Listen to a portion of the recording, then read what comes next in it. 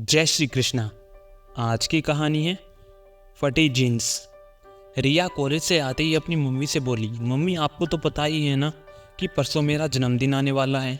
इस बार मैं अपनी पसंद के कपड़े लूँगी, आप मुझे 3,000 रुपये दे देना। आपने देखा है ना वो लड़कियाँ फटी हुई जीन्स पहनती हैं, मुझे वही लेनी है। रिया की मम्मी अनीता जी बोली, रिया ये क्या बहकी बहकी बातें कर रही हो तुम्हें पता है ना कि तुम्हारे पापा को इस तरह के कपड़े बिल्कुल भी पसंद नहीं हैं। और फिर अगल बगल वाले लोग क्या कहेंगे। मैं इस तरह के कपड़े खरीदने के लिए पैसे नहीं दूंगी। तुम्हें सिंपल सलवार सूट खरीदना हो तो पैसे ले जाना। मम्मी तुम नहीं समझोगी, ये आजकल का फैशन है और मेरी सभी सहेलियों के पास इस तरह की फटी हुई जीन्स हैं।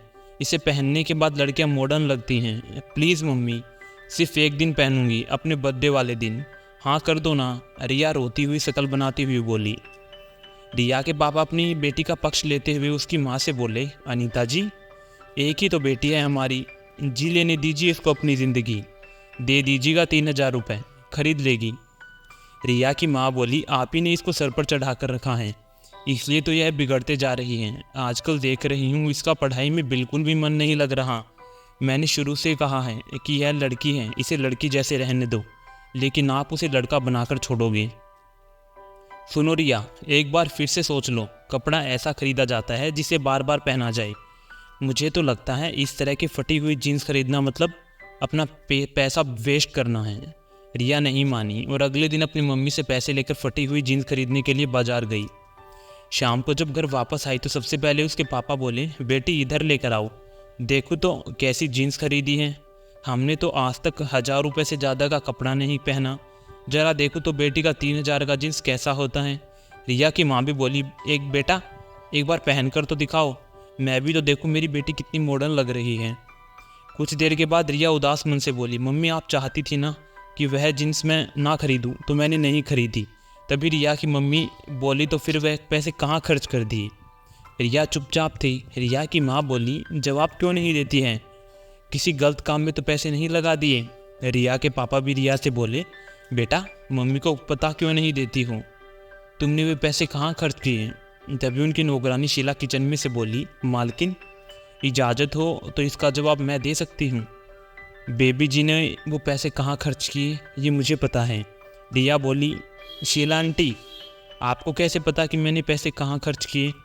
तभी रिया की माँ बोली, सही बात है, तुम्हें कैसे पता कि वह पैसे इसने कहाँ खर्च किए। नौकरानी शीला बोली, बेबी जी इस राज को बाहर आ जाने दीजिए, मत छुपाइए। आपने कोई गुनाह नहीं किया है, बल्कि उस पैसे को आपने भलाई के काम में लगाया है। शीला बताने लगी कि कल जब अपनी बेटी को लेकर काम पर आई थी तो बेबी जी ने मेरी बेटी से पूछ लिया, बबली तुम आज स्कूल क्यों नहीं गई। तो बबली बेबी ने जवाब दिया कि उसके पास स्कूल यूनिफॉर्म नहीं है, इस वजह से स्कूल वाले ने स्कूल आने से मना कर दिया है। उन्होंने बोला है कि जब यूनिफॉर्म हो जाए तभी स्कूल आना। इस महीने जब मम्मी की तनख्वाह मिलेगी तो मम्मी मेरे लिए यूनिफॉर्म खरीदेगी।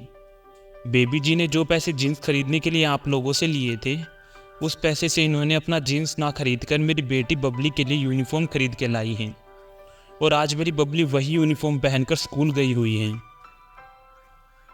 रिया के पापा अपनी पत्नी से कह रहे थे, देखा अनीता जी, मैं कहता हूँ ना कि रिया मेरी बेटी नहीं बल्कि मेरा बेटा है। मुझे इस पर पूरा विश्वास है, यह कभी भी गलत काम नहीं करेगी।